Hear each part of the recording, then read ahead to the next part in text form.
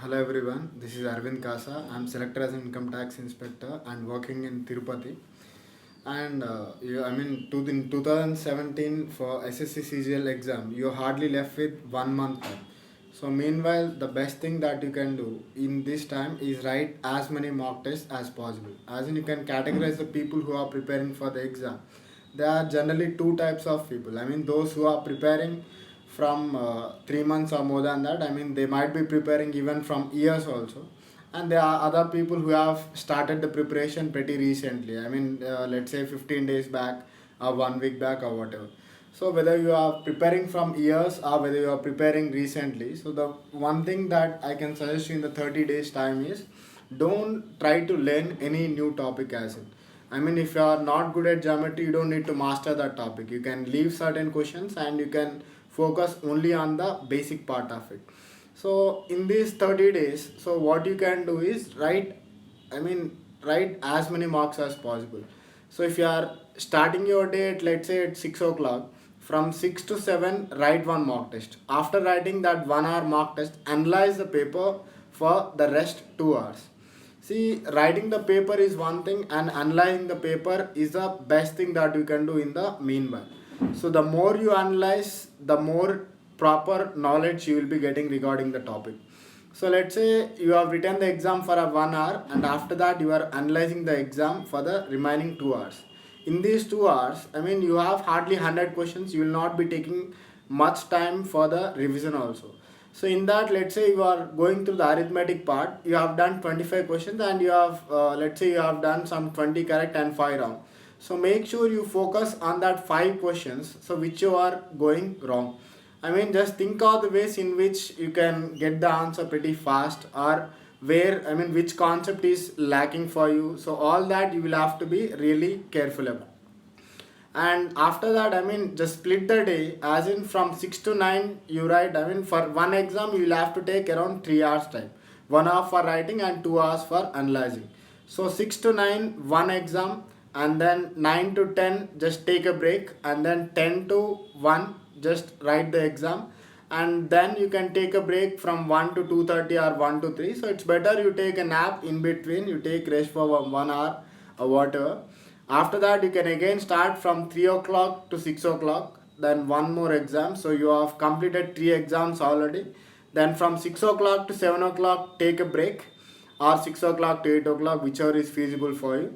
And after that from 7 to 10 or 8 to 11. So meanwhile, after once you are done with the 3 exams, so after that time, so you can at that point of time you focus on the part where you are lagging much. It might be even English part, it might be even GS part, it might be any section, even it can be reasoning, puzzles or whatever. So that last 3 hours of your day, you just focus on the part where you are lacking.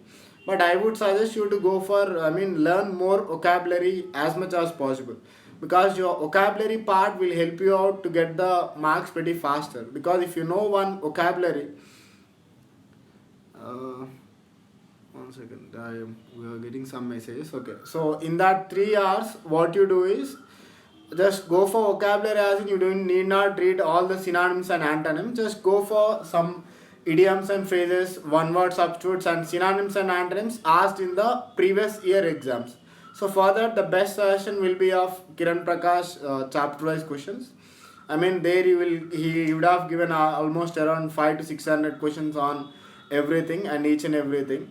So when you come to synonyms and antonyms, just try to remember the question to the answer properly, and just make sure whatever you are practicing, they are all more or less of periods, because many of the questions that are asked in the exam from many exams, so is focusing more on previous year questions. So that thing you can do.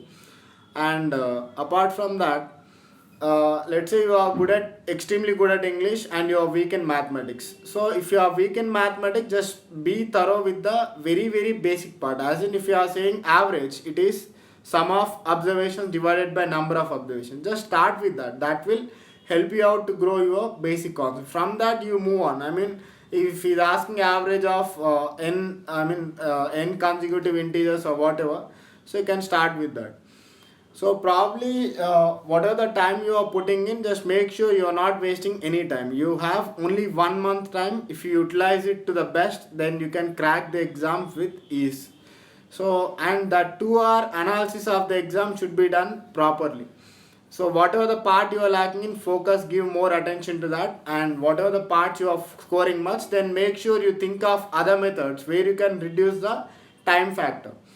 And when you are writing that 1 hour exam, even if you waste 1 minute or 2 minutes of the exam, that's gonna pay, that's gonna be very huge setback for you.